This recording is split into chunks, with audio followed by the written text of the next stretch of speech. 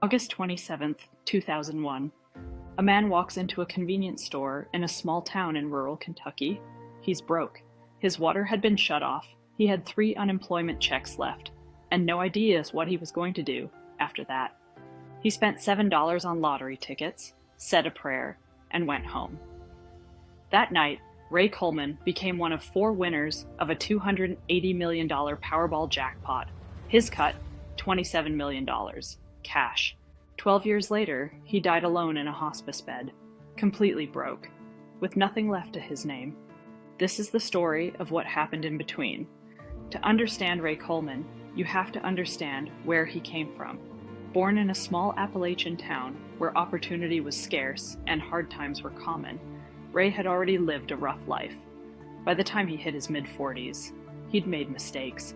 He'd spent time behind bars. By 2001, he was 46 years old, unemployed, and so strapped for cash that he was borrowing money from friends just to keep the lights on. But here's the thing about Ray. He wasn't a bad person. He was a struggling person. And on the night it all changed, he sat in a bar with his girlfriend, watching the Powerball numbers come in on TV. And one by one, his numbers matched. Ray didn't scream, he didn't cry, he just sat there, quietly, while the entire universe rearranged itself around him. The next morning, he stood in front of cameras doing his best to look comfortable in a suit, and he made a promise. "It's a poor man's dream," he said. "I've done some bad things in my life, but I've turned it around, and they won't be calling me poor anymore." He had plans. A trust fund for his daughter, a house for his sick mother-in-law, a stable future. He even hired a financial advisor who laid out a simple plan.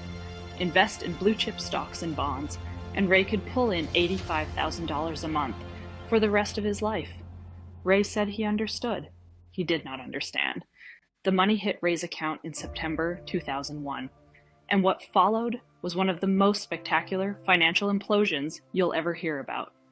Before the check even cleared, his advisor arranged a $200,000 loan so Ray could celebrate in Las Vegas. A few days later, Ray came back. The $200,000 was gone. But that was just the warm-up. In the first weeks, Ray started buying cars. Not one car, not 2, a fleet, a $200,000 Lamborghini, a $90,000 Dodge Viper, a Porsche, a Jaguar, a custom van. At one point, he had over $1 million worth of cars sitting in his driveway.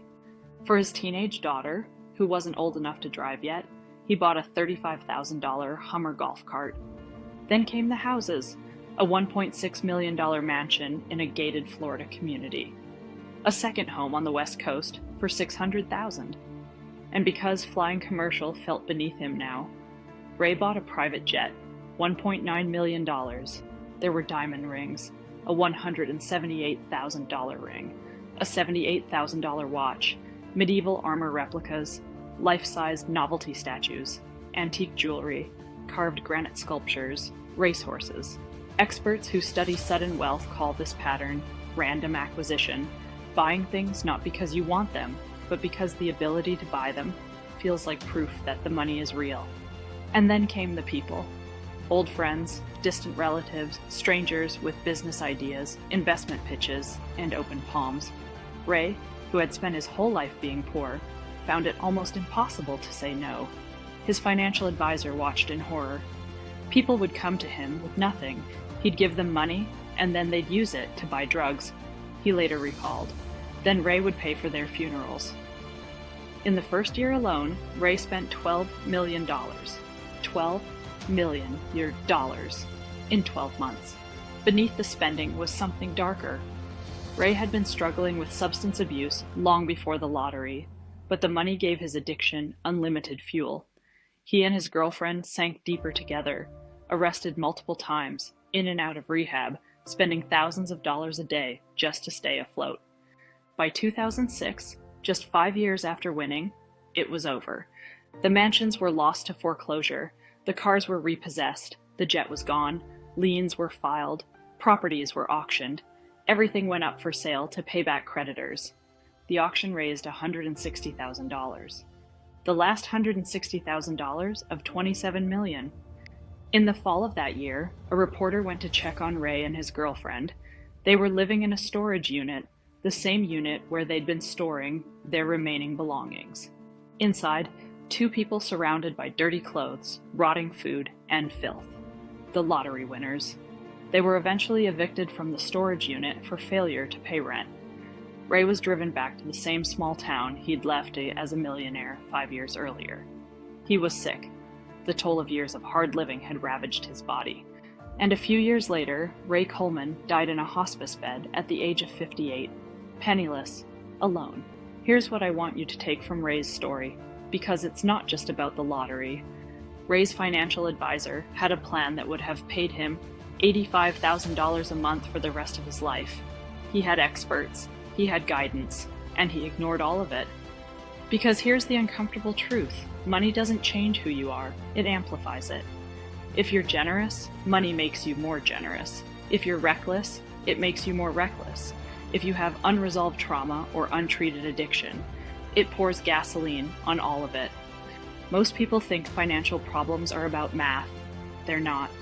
They're about psychology, about the stories we tell ourselves about what money means, about safety, about identity, about self-worth. Ray had spent his whole life feeling like the poorest man in the room. When $27 million landed in his lap, he didn't know how to sit with it. He spent it the only way that felt real to him, fast and loud, and in a way everyone could see. His advisor said it best.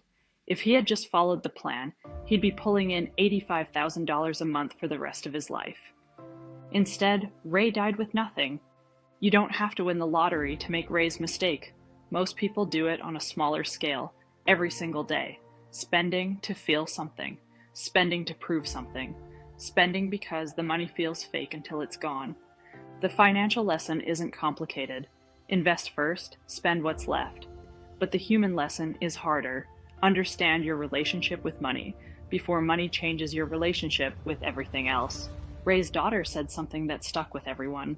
She said, "I didn't know we were broke until we were broke. But when I realized it was finally over, I actually felt relief. That chapter of our lives was done." Think about that. The end of $27 million felt like a relief.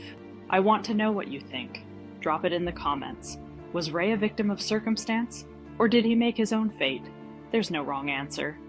And if you want more stories like this, real situations, real money, real consequences, make sure you're subscribed. A new story drops every week. I'll see you in the next one.